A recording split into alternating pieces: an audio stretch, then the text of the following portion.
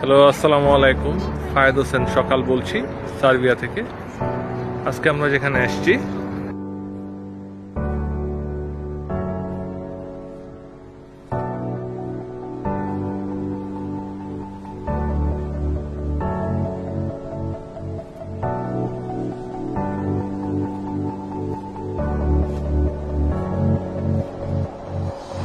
এটাকে নবি সাদ প্রমিনেন্দা নামক একটা জায়গা, প্রমিনেন্দা শপিং মল।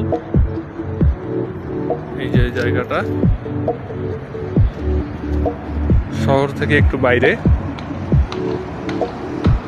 দুঃখিত, সিটি সেন্টার থেকে একটু দূরে। এটা শহরের মধ্যকার অংশ।